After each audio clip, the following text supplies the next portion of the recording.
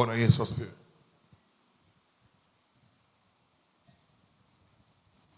Kwa nini kwenye maisha? Kwa nini kwenye maisha watu wasogee kidogo? Na ndani ya kusogea kidogo ndani ya mwaka mpya, kwa nini wanajikuta wanaishi maisha yale yale? Sababu usipoelewa msimu mpya,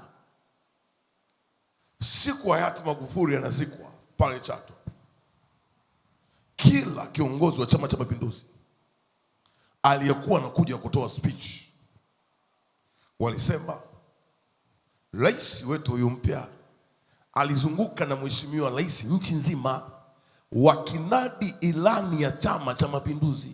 Kwa anachokuja kukifanya, anakuja kuendeleza yale ambayo walizunguka wakiyasema. Na rais akiwa akizungumza anasema hivi, nitayaendeleza yaliyoachwa na mheshimiwa rais aliyeondoka. Lakini nenda kwenye ilani za baada ya uchaguzi mpya, baada ya kumaliza muda ule, akaingia kwenye awamu nyingine, rais akasema vipaumbele vyangu katika awamu yangu ni hivi. Kiti cha urais ni kile kile, lakini msimu umebadilika, na anayekuja kukaa kwenye kile kiti anaanza kueleza mipango alionayo kabla hajaingia kwenye msimu. Kwa hiyo leo akitaka kuleta mpango mwingine mpya, ni lazima kwanza akae kikao cha kamati kuu, lazima akae na baraza la mawaziri, alafu waweze kuona kwamba hivi vipya, je, vinatakiwa viende pia bungeni vikapitiwe tena kwa upya ili viweze kurudishwa. Kwa lugha nyingine ni hii, msimu ukishaanza hakuna gharama kubwa kama kupitisha kitu ambacho hakipo kwenye msimu uliokwishaanza, na hakuna gharama kubwa kama kuondoa kitu ambacho tayari kipo ndani ya msimu ambao tayari umeshaanza. Ndio maana unakuta ya kwamba mtu anampenda Mungu lakini maisha yake miaka na miaka haibadiliki. Sio kwamba Mungu hataki kubadilisha, ni mhusika hajagundua namna ya kucheza na mabadiliko ya kimsimu. Bwana Yesu asifiwe. Au kwa nini sasa mwaka jana ulilia sana, sasa hivi 200,000 imeongezeka kwako kwenye kila mwezi? Au kwa nini 200,000 imeongezeka kila mwezi lakini bado hauna saving? Hakuna akiba ambayo unaweza ukaifanya.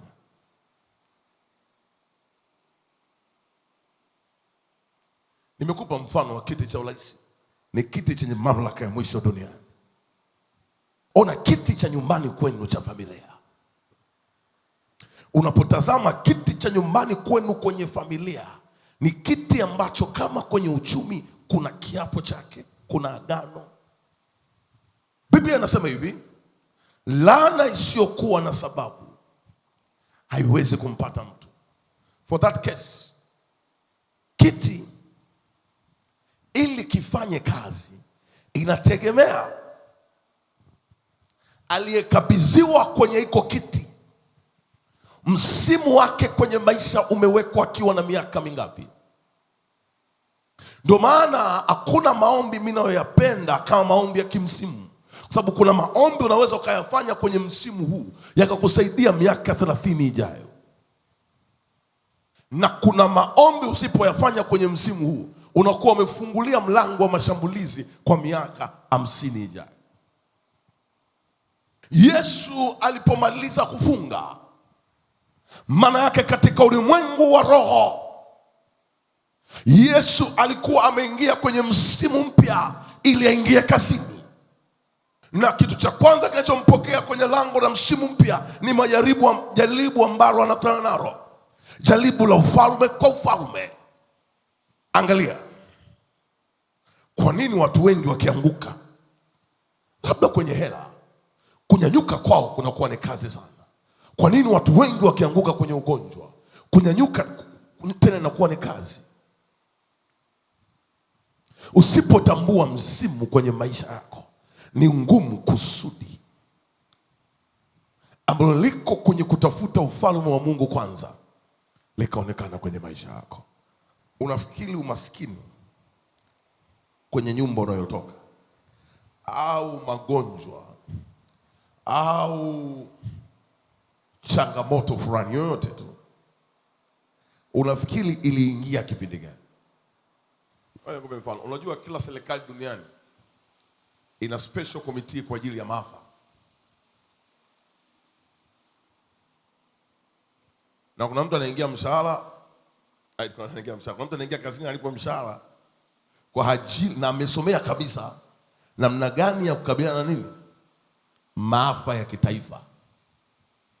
Sasa kama kiti cha urais kinapitisha kinaruhusu bajeti ipite, bunge wanaruhusu bajeti ipite kwa ajili ya maafa, maana yake wanaelewa kabisa kwenye msimu huu wa miaka mitano au kwenye msimu huu wa mwaka wa fedha wa kiserikali maafa yanaweza yakatokea. Kwa hiyo lazima wajilinde na msimu ambao hawaujui. Sababu maafa ya mwaka huu hayawezi yakafana na maafa ya mwaka ujao. Sasa nilikuwa nawaza baada ya kuona Dubai wamefunga mipaka, nikasema sasa kama kuna mtumishi mwenzangu aliomba, we Mungu nijalie niende nje ya nchi, kajichanga kaenda wapi? Dubai. Alafu sasa Emirates wanakwambia tu labda ndege zimezuiliwa. Maana yake sasa huyu ndugu yangu kama ndo alibeba hela ya ngama, sasa hakutambua msimu, akaenda wapi? Dubai. Inawezekana akawa ni kweli kabisa ameshafungua hiyo njia kwenye ulimwengu wa roho. Sasa ameenda Dubai, alafu kafakamia shopping, anatakiwa arudi kesho, alafu ndio Irani wamepiga kitu. Sitabaki kule naimba haleluya sana, tukizunguka kitu cha nini? Nisikilize, hajakosea kusafiri, ila hajaelewa ni msimu upi atoke. Hivi hujai kuona mtu anakuambia ofisini, leo bosi ni mwezi mchanga? Hujai kusikia hiyo kauli? Kwamba jamani, leo bosi ni mwezi mchanga, tumwache. Kwa hiyo anaweza akablast kwenye kikao, alafu wanaomjua wala wasijui. Sababu wanaelewa huu ndio msimu ambao bosi anakuwa ni mwezi. Hauwezi ukaniambia leo nashika milioni 10, alafu niambie baada ya muda eti milioni 10 haipo tena kwenye mikono yako. Maana yake hiyo milioni 10 haikuandaliwa kwenye msimu sahihi. Hebu jadili jirani yako kidogo. Na nikwambie kitu, jambo la msimu mpya ni la kwako binafsi, ila manufaa na hasara ni ya wote. Ndio maana Yesu alipoenda kufunga, alienda yeye. Anapotoka kwenye kufunga, jaribu analokutana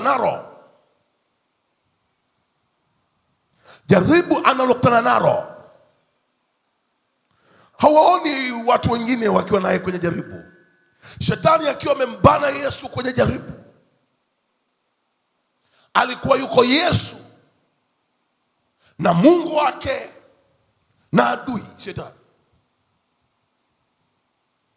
Kwa lugha nyingine, Yesu angekuwa hajaandaliwa kwa ajili ya ule msimu mpya, asingekuwa na majibu ya kutoa. Yesu asingeandaliwa kwa ajili ya ule msimu mpya, asingekuwa na majibu ya kutoa.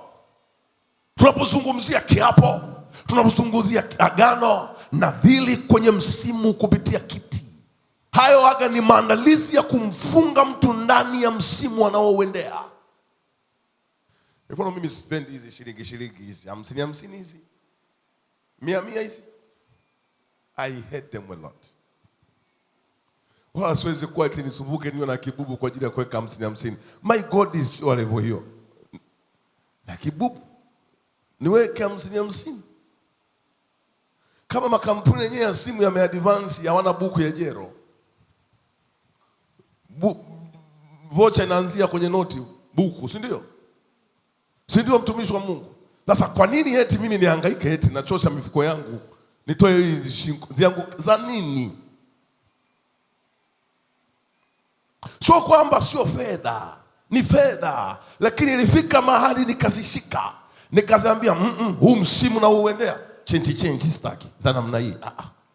Nilihakikisha nakaa naambia Mungu, niapie, hiki ni kiapo changu. Hizi change hizi hela zinazotumika kwenye madhabahu, unajua hizi shilingi ndio zinatumika sana kwenye kuroga uchumi wa watu. Nikwambie sasa leo, ndio maana hata wewe kwenye ndoto zako nyingi unaotaga unaokota change. Alafu sasa ona moyo mwanadamu ambavyo unavutiwa na senti change. Leo ukikuta mahali umeandikiwa sell, punguzo la bei, alafu wale watu, angalia watu, mimi nakufundisha kitu leo. Hii ni lugha ya masoko na mauzo. Unaambiwa tuko kwenye punguzo la nini? La bei. Alafu unaandikiwa pale sasa shilingi 100.99.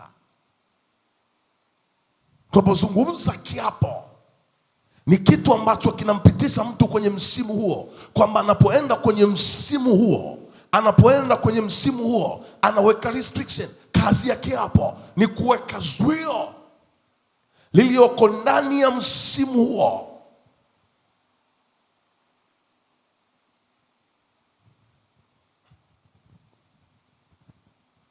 Unatokea kwenye nyumba ambayo kila anayesikaga hela lazima afilisike. Kiapo cha watu kuinuka kwenye nyumba kinasema nini? Kwa nini kila anayeshika hela anaishia kufilisika? Kiapo kwamba watoto wakienda shule wenye akili lazima wapate kifafa. Kiapo kinasema nini juu ya watu ambao they are smart enough in that family? Bwana Yesu asifiwe. Yesu anamaliza maombi ya kutafuta ufalme wa Mungu kwanza. Anapomaliza hayo maombi, anapoingia kwenye lango la msimu mpya, anakutana na jaribu zaidi ya moja. Na laiti shetani angefanikiwa kwenye kumjaribu Yesu, angezimisha taa ya Yesu kwenye msimu ule. Nataka nikuulize wewe, ni kweli hakunaga mahali ambako umeingia kwenye msimu mpya? I'm telling you, hata hii kuanzia mwezi wa kwanza mpaka wa 3, kuna watu tayari kuna mabadiliko ya kimsimu yashatokea kwenye maisha yao na hawajui. Kwa sababu kuna misimu ambayo Mungu anachokitaka kupitia nguvu ambayo iko ndani yako ni mapinduzi kufanyika kwenye lango la huo msimu ambao umeingia. Sasa hauwezi ukafanya mapinduzi kama ndani yako haujatengeneza kiapo, na kabla haujaondoa kiapo ambacho tayari kipo kwenye familia au nyumba unayotoka. Nataka nikuulize leo, wewe ni msindikiza watu au ni kati ya mwana mapinduzi ambaye Mungu amekusudia kwa ajili ya lango la msimu? Kuna kipindi, kuna kitu nilikuwa nakitafuta sana kwenye ulimwengu wa roho sana, na mimi ni kati ya mimi ni muumini mkubwa sana na kitu kinachoitwa ufundi stadi wa maombi. Wazungu wanaita prayer craft.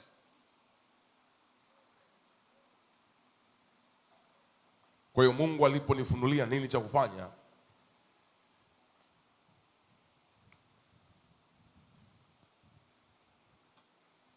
nikagundua hili ndo tobo langu la kutokea.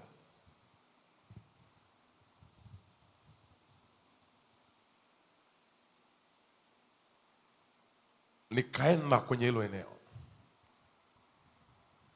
usiku sana. Unajua usiku waga ni mfupi jamani, si kwa nini? Unajua, I'm telling you, usiku ni mfupi, ndio maana wachawi wanapenda kupumzika mchana. Mchana ni mrefu. I'm telling you, usiku ni mfupi sana. Kwa hiyo nikaenda kwenye hilo eneo. Kwa siku ya kwanza nimefika kwenye hilo eneo, nikaomba sana. Nikaomba bila kuelewa chochote. Shida yako nataka uombe ukielewa kila kitu. Kama Yesu tu mwenye mwana wa Mungu kuna saa kumuelewa mshua wake. Sasa baba, ikiwezekana huu msimu usiutake, niepusha hiki kikombe. Yaani pale Yesu alikuwa na utema msimu pale. Yaani pale Yesu alikuwa na utema msimu pale. Yesu alikuwa na utema msimu, alikuwa na utema msimu. Kumbuka, msimu umebebwa na kusudi. Kila jambo na majira yake, kila kusudi na wakati wake.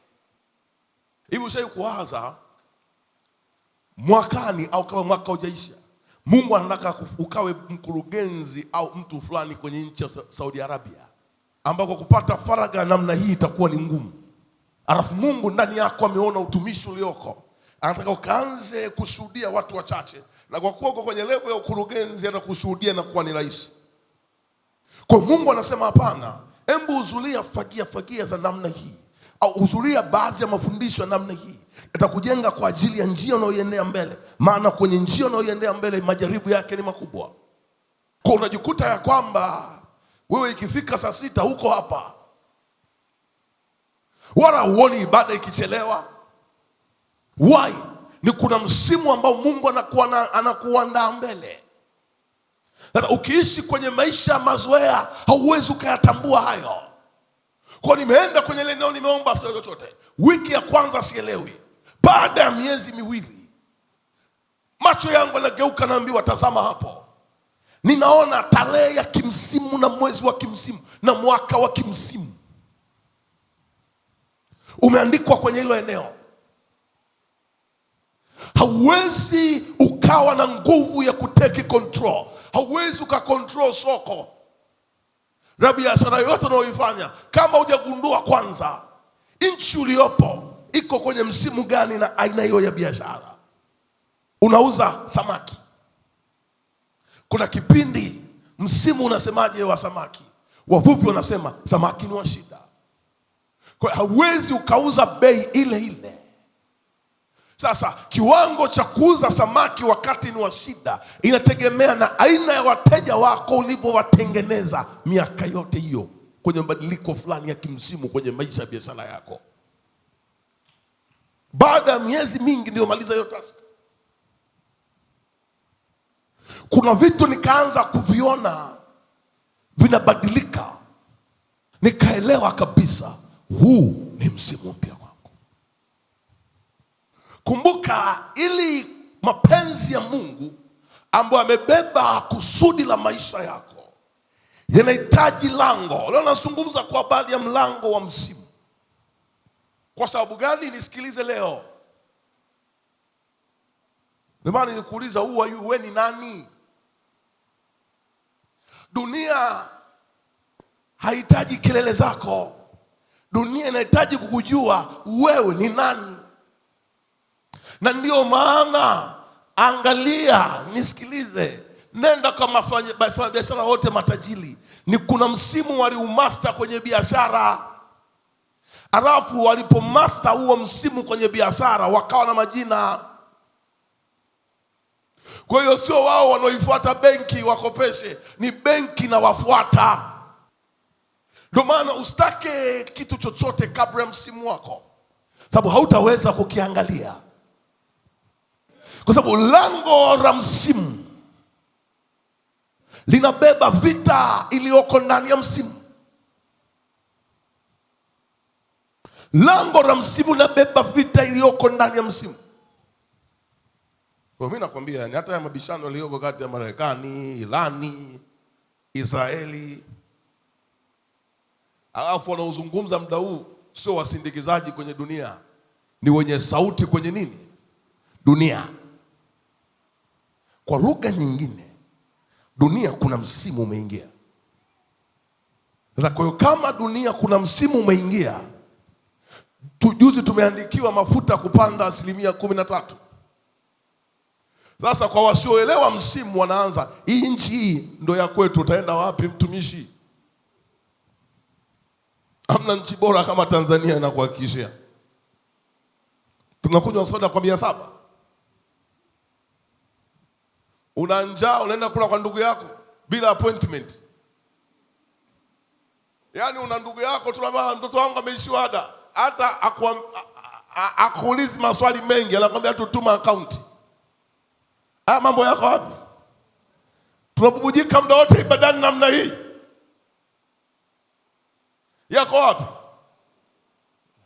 Sasa unapoona rais wa nchi anasema kitu fulani kitapanda, sio waziri anahusika na nishati, rais anasema kitu fulani kitapanda kwa 13%, maana yake bei imeathiriwa na vurugu zilioko kwenye lango la msimu mpya kwenye dunia. Maana yake kuna vitu lazima vitapanda. Unasema tu yani rais bwana, hii nchi bwana, I'm telling you, kwa aliyoko rohoni anapiga magoti anasema this is the new season. Aidha vitu vipande bei au visipande sana, my level itapanda. Kiwango changu cha hela kuingia zitaongezeka. Kiwango changu cha matumizi hakitashuka, because this is the new season.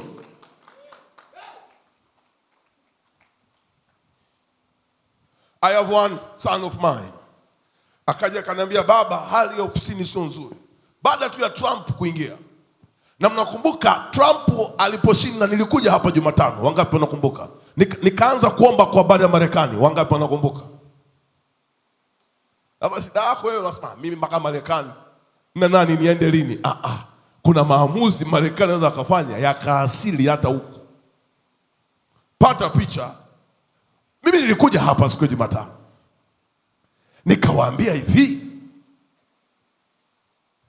dunia imeingia kwenye msimu. Marekani rais amekuwa ni nani? Ni Trump. Tena kwenye opening prayer, wangapi wanakumbuka?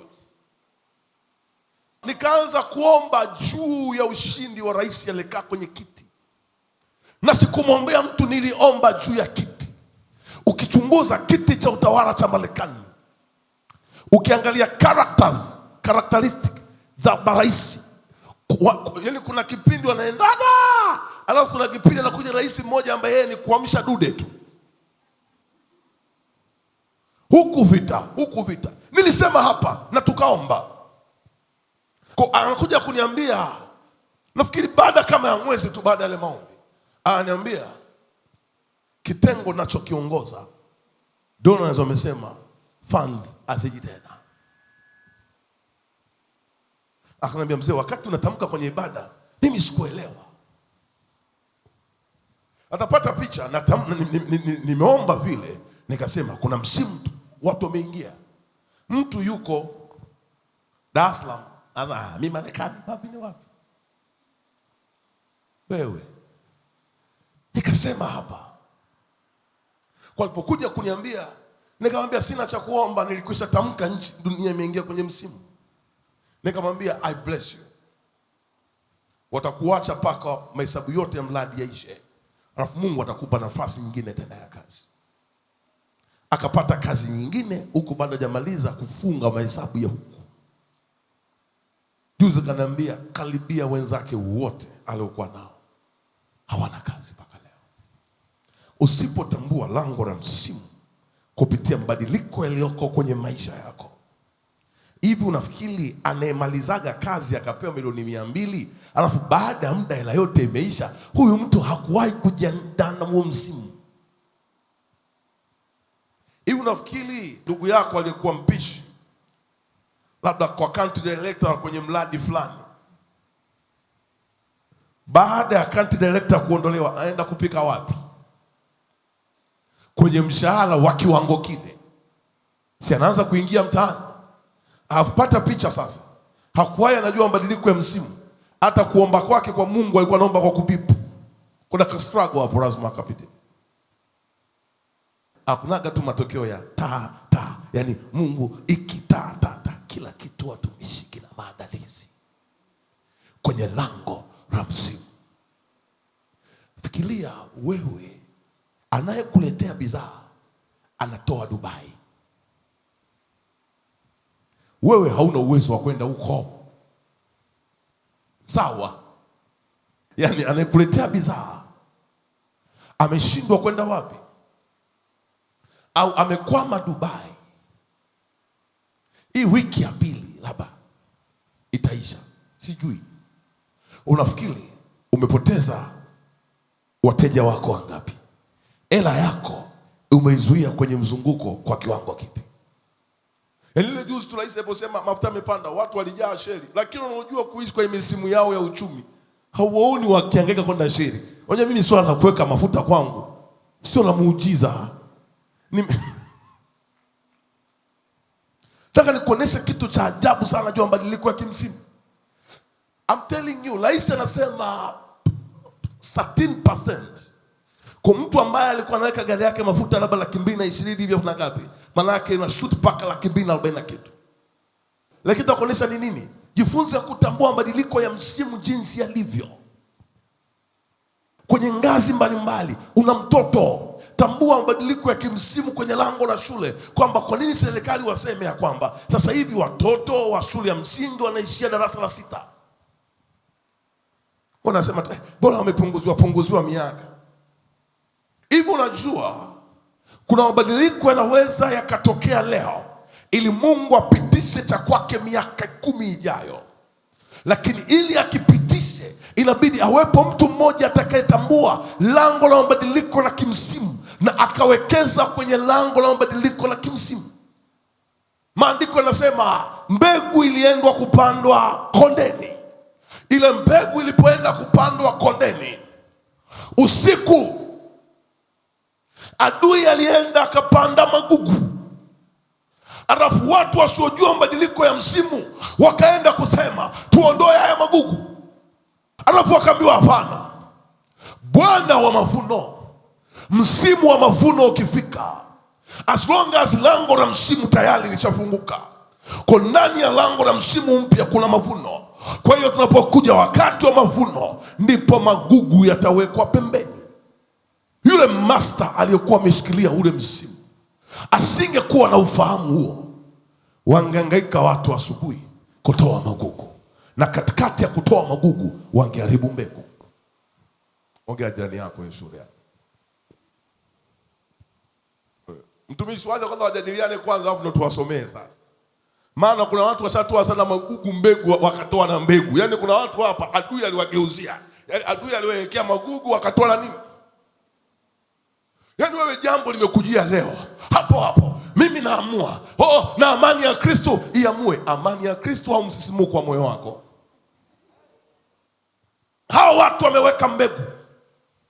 Alafu usiku, kwa nini wakawaende usiku? Usiku according to the structure wanasema hivi, kutokana na mfumo wanasema hivi, during night hours mbegu nyingi zinaendaga ndani sana, mizizi yake inaenda ndani sana. Ndio maana kuna baadhi ya kilimo kinalimwa, wanalima kwa kuficha lile eneo kwa kutengeneza giza. Hawa wamepanda mbegu, maana yake hule ni msimu mpya ambao wameuanza. Alafu adui ndani ya lango, maana ile mbegu ilipandwa siku hiyo hiyo, na siku hiyo hiyo adui akaenda akapanda magugu. Kwa nini adui akwenda kesho yake? Kwa nini adui alienda ndani ya rango la msimu mpya? Ndani ya rango la msimu mpya, ndani ya rango la msimu mpya. Kwa nini adui alienda kwenye ndani ya rango la msimu mpya?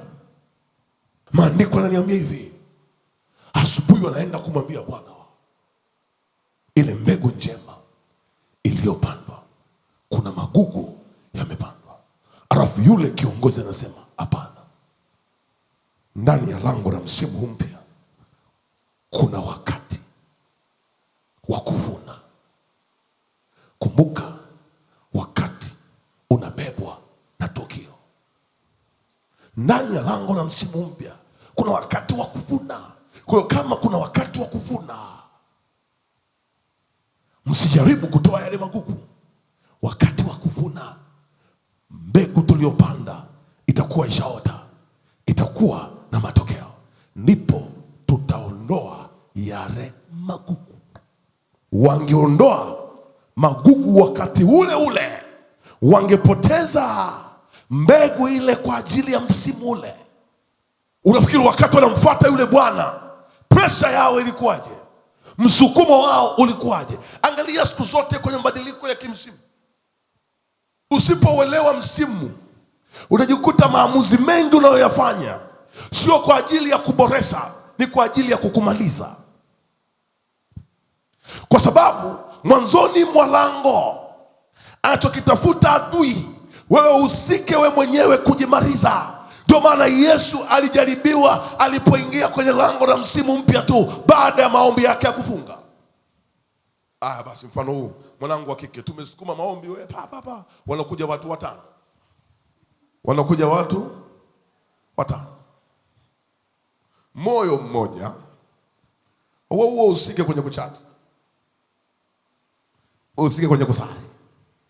Sasa mnaponishangazaga sasa. Baba, kati hao wote ni upi? Au kumbe tayari katika hao wote kuna mmoja anakaushawishi fulani kwenye moyo wako. Kumbe haukutakiwa kuweka feelings. Listen to me. When it comes kwenye maamuzi ya kimsimu ambapo Mungu anataka ahusike kwenye kuamua kwa ajili ya maisha yako, hisia zako hazina nguvu za kimaamuzi kwenye huo msimu. Yaani baba huyu ana Timberland, mimi napendaga Timberland. Timberland brand ya nguo bwana huko na viatu. Yaani zikiweka hivi anavyoongea sasa baba. Mimi sipendagi kufokewa. Kumbe wewe tabia lako unatakiwa upate mtu ambaye kwambia no ni no. Ndio maana kipindi cha msimu langu na msimu mpya mwanzoni, ogopa sana pressure. Mimi ogopa sana pressure inayokuja kipindi hicho. Ogopa sana pressure. Unafikiri yule bwana alipofuatwa akaambiwa haya magugu tu yaondoe muda huo huo, unafikiri nani yake alisikia nini? Kwa lugha nyingine, kati ya aliyetoa mbegu na mwenye shamba na walioenda kusema tayari magugu yapo, nani mwenye maumivu makubwa? Naomba usisahau kitu. It's very important. It's very important. Watu wengi wamelisi misimu mbalimbali ya kimaisha ambapo misimu iliwapokea ikiwa na uharibifu. Nisikilize. Siku zote kwenye msimu mpya kuna kusudi ndani. Na hilo kusudi linahitaji lango. Na ndani ya lango lilioko ndani ya huo msimu mpya kuna wakati. Wakati unatumika juu ya kuamua matukio yaliyoko ndani ya huo msimu. Uko kwenye very serious prayer, unatoka unakutana na mawazo matano ya biashara. Alafu kwa kuwa nafsi zetu zinajaribiwa sana kwenye hisia, ukiwa hauna msingi wa kutafuta kwanza mapenzi ya Mungu mengine yazidishiwe, ni ngumu kulifanya lilio na penzi la Mungu ndani ya kitu. Akawatolea mfano mwingine akisema, ufalme wa mbingu umefanana na mtu aliyepanda mbegu njema katika konde lake. Lakini watu walipolala, akaja adui akapanda magugu katikati ya ngano, akaenda zake. Baadaye majani na ngano yalipomea na kuzaa, yakaonekana na magugu. Watumwa wa mwenye nyumba wakaenda wakamwambia, Bwana, hukupanda mbegu njema katika konde lako? Limepata wapi basi magugu? Akawaambia, adui ndiye aliyetenda hivi. Watumwa wakamwambia, basi wataka twende tukayakusanye? Akasema, la, msije mkayakusanya magugu na kuzing'oa ngano pamoja nayo. Viacheni vyote vikue hata wakati wa mavuno. Na wakati wa mavuno tawaambia wavunao wayakusanye kwanza magugu, myafunge matita matita mkayachome, bali ngano ikusanyeni ghalani mwangu. Jipatie picha wewe sasa. Umeanza date tuna mtu. Mmetoka tu. It's just a mistake. So sasa hizi ndio ishara zenyewe nilikuwa nasema sasa. Hamna mtu hapa. You know, I'm telling you, I learned in my life to be very careful na excitement. Hata Mungu naimwamini akinifurahishaga kwenye kitu, lazima kwanza nikae naye kwenye kona. Na hiyo Mungu, huu mzigo ulionipa ndio shanikabidhi au umenionjesha? Kwa Yehova akiniambia nimekuonjesha hajawa nafurahisha, ni ufanyie nini? Umekula tu milioni 15 hapo, kiwanja chenyewe hauna, unasema iPhone 17. Haya, human hair ziko wapi za 2 milioni hapo? Utoe na iPhone 17 sasa. Sasa ibakia 8 hapo. You know, let me tell you something. Unajua kuna misimu Mungu anataka kupitisha, akataka uwe very silent na kila anachokipitisha kwenye maisha yako. Nikupe mfano huu. Some weeks ago, one of my son akaja ofisini kwangu. Anambia, mzee, nimekuletea funguo ya gari. Sio kaniletea sadaka funguo ya gari. Kaniletea funguo ya nini? Ya gari. Sasa akaniambia, nahitaji a certain amount. Alafu nimwachie mtu gari. Kuna nyumba ya kununua tumepata. Mimi na mke wangu. Akaniambia, kama kashukuru Mungu, kama mimi naamini kama mtu analetea funguo ya gari. Unajua kuna mambo ya kumshukuru nani? Kuna mambo ya kumshukuru Mungu. Sio mtu anakuletea baskeli eti bondi. Kwa hiyo alivyoniletea, for the issue, he need to sell that car. A very good car, a nice car, a new car. Anataka auze nini? Hiyo gari. Ananiambia, baba, if you can, kama unaweza kununua, au any person. And then I speak a single word. Alivyoondoka. And my prayer was very simple. The right choice. Kama Mungu, there's a season for them to have their house. Hawana nyumba, huu ni msimu wao wa kuwa na nyumba. Nini nikatamka neno, akaondoka. Usiku akanipigia simu, baba unanipa feedback. Nikamwambia relax, tutani kesho fagia. Kesho yake ananipigia, baba, hiyo gari baba siuzi tena, wala sihitaji hela yoyote. Tumepata a very nice house kwa pesa ile ile ambayo tunayo. Mungu anaweza kukupa milioni 100. Lakini hiyo milioni 100 haiwezi kuja kama katika ulimwengu wa kiroho na wa kimwili hakuna maandalizi kwa ajili ya huo msimu. Utakuwa kichaa mtumishi, au utamdhalilisha Mungu wako kwamba alikupa milioni 100 ukiwa tawazo la kujenga hauna. Na kabla ya hela ijaja mawazo yanakuwa ni mengi. Ila katika ulimwengu wa roho haukuwa na mpango kwa ajili ya ule msimu.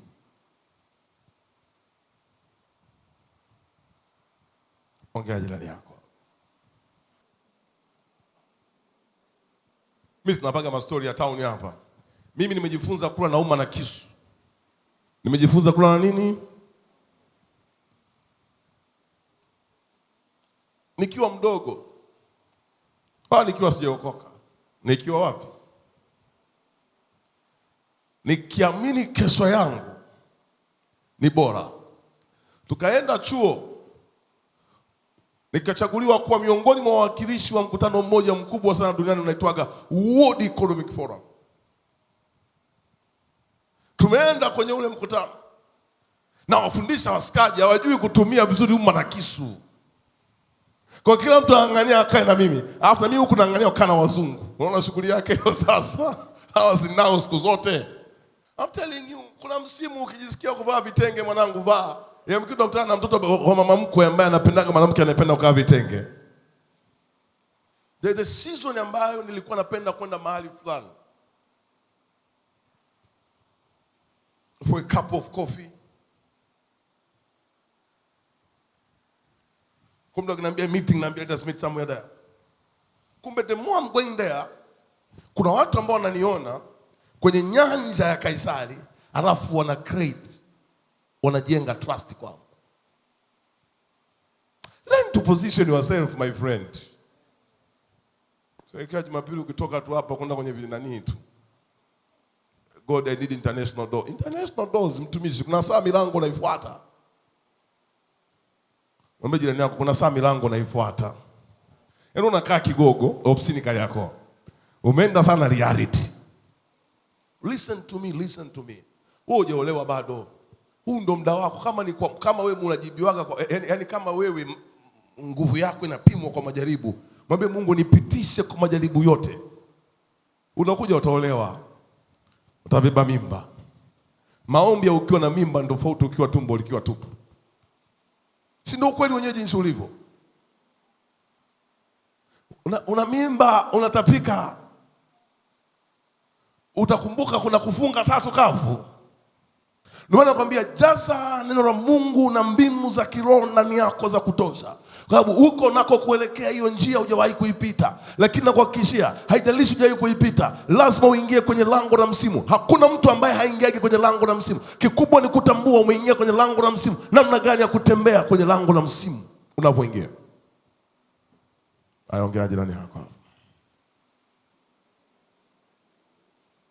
Haujawahi kuona kuna wakati unakuwa na nguvu sana ya kufanya kitu fulani, afu ghafla wakati ukiondoka ile nguvu unakuwa hauna tena. Mimi sinakukumbusha, wewe siku ulozaliwa bibi yako hakuwahi kuja Dar au hakuwahi kuja kijijini huko kuwepo, lakini ulipozaliwa tu akagundua hii familia imeingia kwenye msimu mpya, akaja akachukua kitovu kama cha kwake vile. Hivi je, kuona kuna watoto walizaliwa hakuna aliyetaka atoe jina, lakini ulipozaliwa wewe tu jina kacha. Lango la msimu mpya linaweza likaanza kwa machozi sana na likaanza kwa furaha sana. Angalia pia linapoanza kwa furaha sana lango la msimu mpya, angalia ndani ya hiyo furaha kuna kitu gani kinatafutwa? Maamuzi yako. Unapoanza katika vita sana, nini kinatafutwa? Maamuzi yako. Yohana Mbatizaji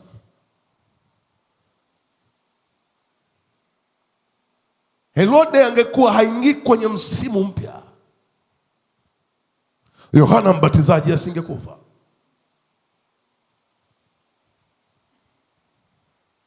Unaweza ukapoteza kitu chako katika mauti kwenye lango la msimu mpya, kwa sababu ulienda mahali pasipo kutambua hapo ulipoenda. Huo ndo utatoa njia ya kuingia kwenye msimu mpya, na njia hiyo ili ifunguke ya kuingia kwenye msimu mpya ni mauti yako. Sio angalia, yani wakati Marekani wako busy na mafuta asiyo ya Venezuela asiyo ya wapi. Wewe uko busy kumchamba shoga yako. Wewe uko busy kugombana na ndugu zako. Hivi kweli zima? Learn to understand about season and learn to distinguish seasons in your life. Elewa majira, yatofautishe majira. Hona kusudi la kimungu ndani ya lango la majira ya msimu mpya. Ndani yako na shangaa hata shilingi 100 hauna, lakini Mungu anakuambia kujenga nyumba. Tafuta madalali, zunguka nao. Utaelewa ya kwamba nikitaka kiwanja cha milioni 20 Bagamoyo,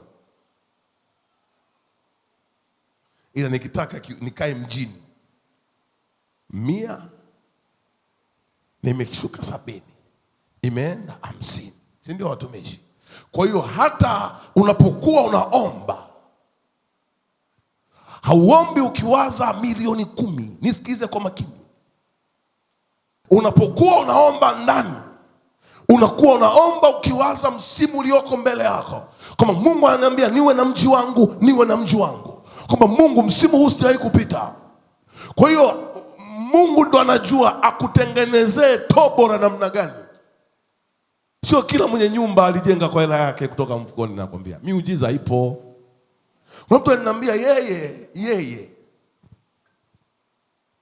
alikuwa anahitaji gari na hela ya gari hana, hana, ila akaomba sana, na tukija hapa nikitamka receive anapokea. Akaingizwa kwenye draw ya kushinda, si draw, si kitu gani, akapata IST yake. Sasa haijalishi kapata kwa nini, lakini ana gari yake. Haijalishi gari imekujaje, lakini ana gari yake. Understand the season, I'm telling you. Learn to understand the season. Learn to distinguish the season. Jifunze kuelewa msimu na lango lake, na jifunze kutofautisha msimu. Ukijifunza hilo, hautatengeneza maadui duniani.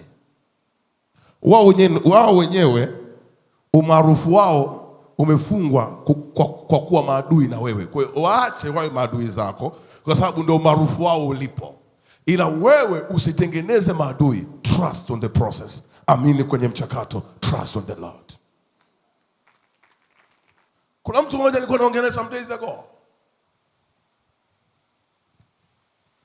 Huyu mtu alikuja akanipigia simu, nikapokea. Akaniambia, nimekuwa natafuta muda mrefu sana pastor, nakuja Dar es Salaam kutafuta passport. Nimeambiwa kuna kitu tulikuwa tunazungumza juu ya kwenda nje ya nchi. Nikajikuta niko chini nimetapika sana. Alafu nikaendelea na yale maombi nikikiri naenda nje ya nchi. Wenzangu hawanielewi hapa pale kijijini. Anatokea kijijini Mwanza. Naomba nije nikuone tu. Akaja. Kamsikiliza. Nikamwambia, Mungu akuinue kwenye msimu mpya. Ana passport. Listen to me. Ana passport. Hajawahi kwenda hata kusogelea. Yaani uko Mwanza lakini hata kumwambia boda ya kwenda Kenya pale Silali haijui. Kwa passport na kile kitabu chake cha passport ni kitupu. Na kuna watu naambiaga hapa, nenda ukae na passport yako. Pastor, mimi kweli? Huyu naongea naye mda huu yuko United Kingdom. Yuko UK. Out from nowhere. Akaambiwa kuna mtu anataka watu kwa ajili ya kazi. Akafanyiwa process yote na akapata visa na akaenda UK. Asingelipokea neno kwa ajili ya msimu huo, UK yangeenda ya nani? Nisikilize, ndani yako kuna nguvu za kutosha. Unahitaji tu neema. Ndani yako kuna uweza Mungu ameiweka ndani yako kwa ajili ya msimu. Usipoelewa namna gani ya kufanya kazi kwenye msimu, hamna unachokipata. Na sio kitu ambacho mara nyingi tunaomba kwa habari ya msimu. Mara nyingi tunakimbilia kutoa magugu na tunaharibu zile mbegu wakati bado tuko kwenye msimu. Unayemuona hafai, kuna siku na yeye alishindwa kutambua majira. Unayemuona nafaa, kuna siku alitambua majira, akatambua kusudi.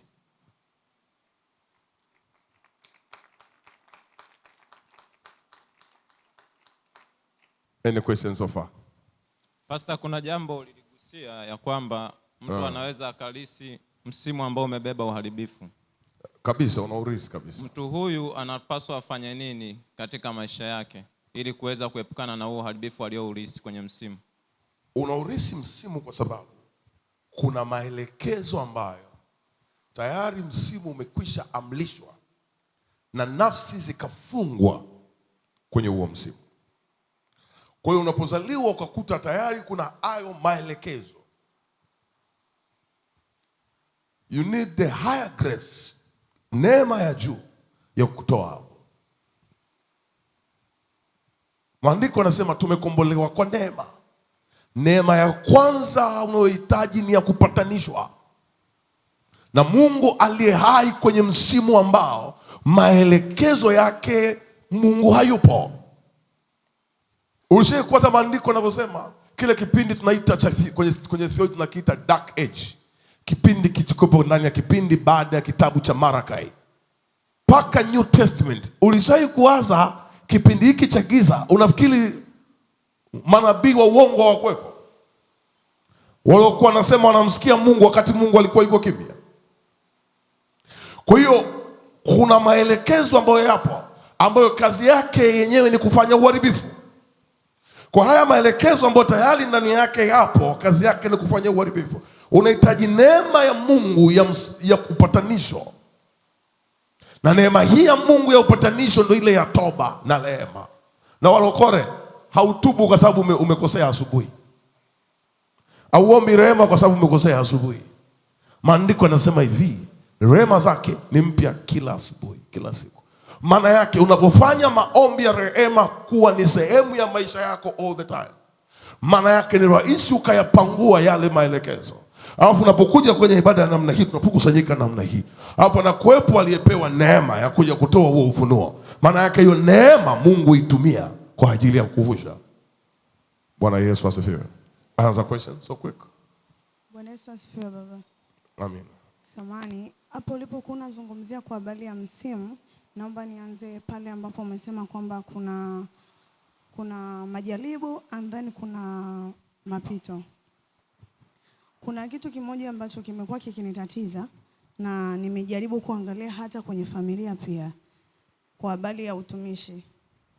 Imekuwa kwamba ndani yangu nasikia kumtumikia Mungu, lakini kwenye kumtumikia Mungu kunakuwa na vita nyingi sana ambazo nakutana nazo. Either unaweza ukawa unapata kazi, lakini kazi unaweza ukafanya ndani ya muda mfupi. Baada ya kufanya hiyo kazi unasikia ndani yako kwamba hapa nilipo sipo sahihi, kwamba nirudi tena kuendelea kumtumikia Mungu. Na kitu kingine ni kwamba nataka kujua ni majira ya utumishi ndo anaopiga kelele au ni kitu gani? Kwa sababu hakuna amani kwenye kitu chochote kile ambacho nakifanya. Sio kwamba hakuna amani, ni confusion. Confusion. Sasa ili uweze kugundua ufanye kipi katika wakati ulio sahihi, first of all, you have to deal with the spirit of confusion. Kwa sababu usipoondoa law ya confusion, unaweza ukaingia kwenye utumishi, kumbe wakati wako wa kuandaliwa kuwa mtumishi ulikuwa bado haujafika. Na mnapenda kumtumikia Mungu. Mungu amwandagi mtu ndani ya muda mfupi nyinyi. Nikuhakikishie, kama Yesu alifanya kazi kwa miaka 3, aliandaliwa kwa miaka 30. Unajua mimi nakwambia wakati mwingine hata wewe kuwa tajiri, au uwezi ukaandaliwa ndani ya muda mfupi kuwa tajiri. Hela nyingi na pressure. Achana na kubadilisha nguo na mboga. Hela nyingi na nini? Ina pressure. Unajua kuna wakati Mungu anakubariki na mzigo tu, unavaa vizuri, unakuwa uko smart, unasolve mambo yote. Alafu anakuambia nakuandaa kwa ajili ya lengo langu kubwa la kukufanya wewe kuwa channel. Ndio hapo ulipo, hauwezi ukamaliza shida zote za watu wanaokuzunguka juu ya noti. Utajichosha. Utafanyaje?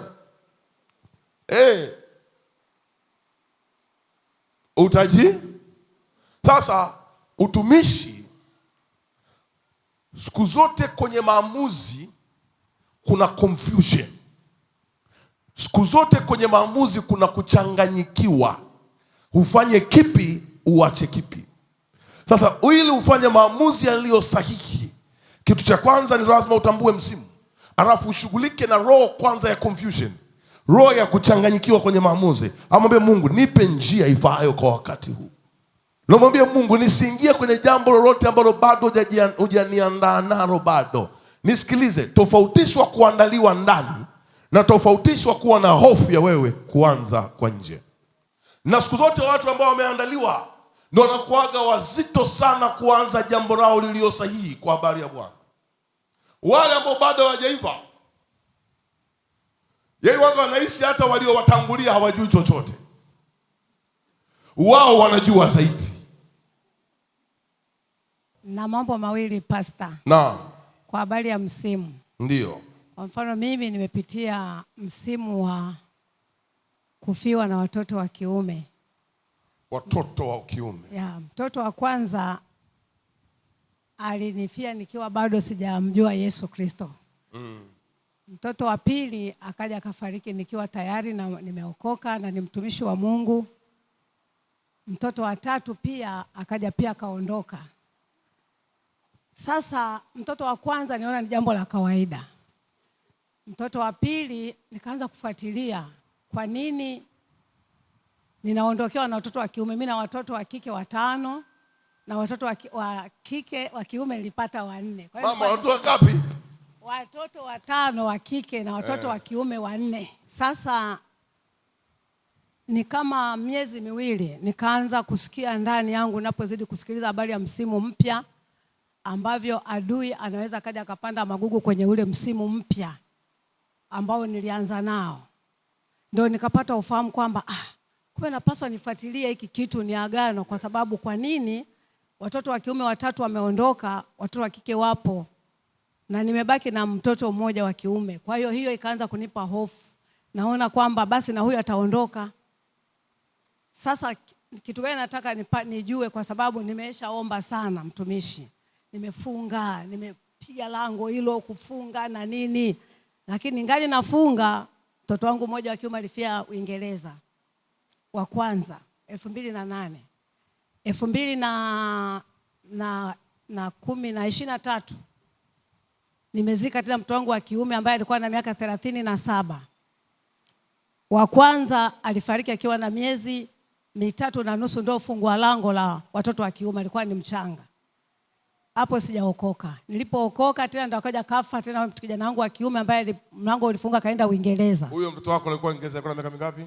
Huyo kijana wangu wa kwanza. Huyo Uingereza, miaka mingapi? Wa Uingereza. Alifariki akiwa na miaka 30. Alikuwa ameenda kusomea masomo, alikuwa anataka kufungua shule. 30. Alafu ukapambana, kwa hiyo ulipambana ukaomba, ukasogeza miaka yao mpaka 30. Mpaka 30. Alafu ukapambana ukaomba tena, ukasogeza mpaka 37. Huyo sasa ana miaka mingapi? Ana miaka 35. Mama ana mtihani wa kuvuka na mangapi hapo? Ana miaka yake 2 ya jaribu zito sana.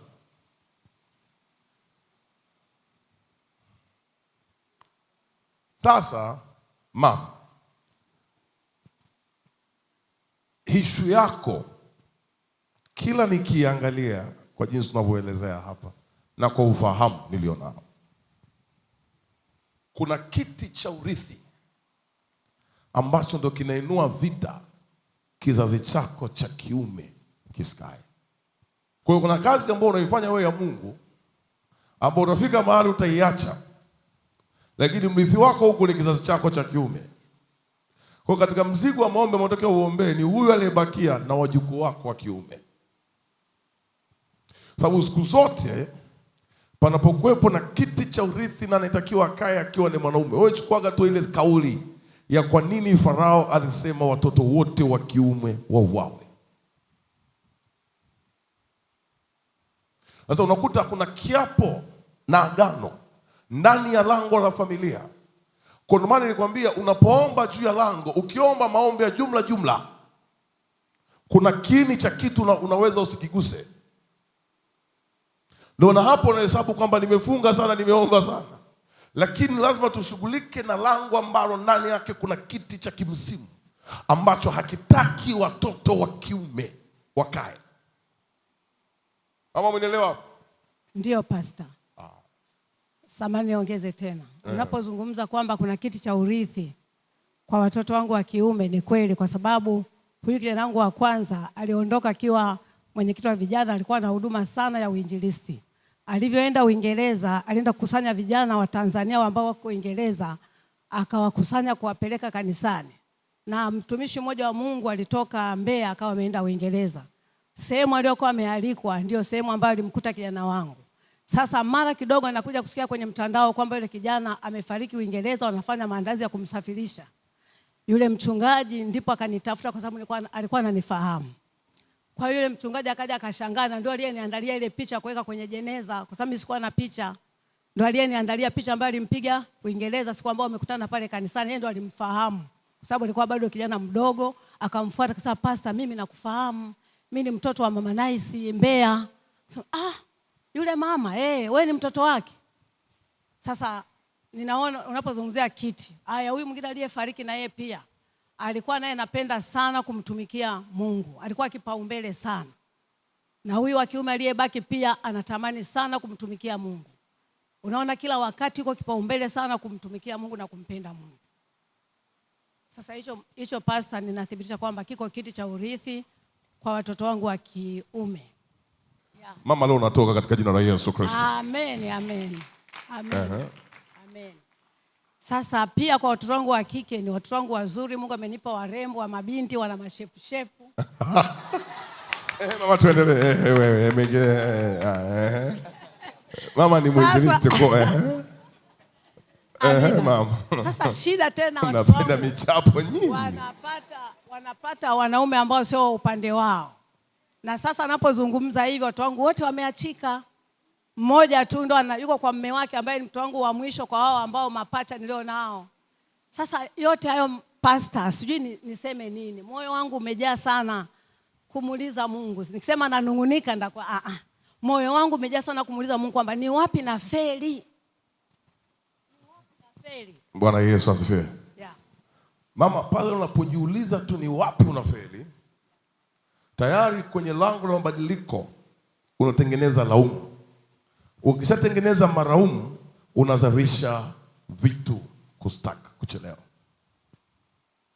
Can you see, unaweza kuona namna jinsi ya lango lilivyo na changamoto Sawa Kwa ukaona ya kwamba huku kiti, nisikize mama, na lazima kuna kiti cha uganga na uchawi. Sababu mara nyingi ukitokea kwenye familia ambayo kuna kiti cha uganga na uchawi ambacho sio cha kununua, ni cha urithi. Sawa Mara nyingi waga hakiruhusu mapokeo mengine ya kiungu. Kwa hiyo nakuwa hayaruhusu. Kwa hiyo yanapokuwa yanainua vita ya mauti, yanainua vita katika lango la ndoa, na yanainua vita katika lango la uchumi na afya.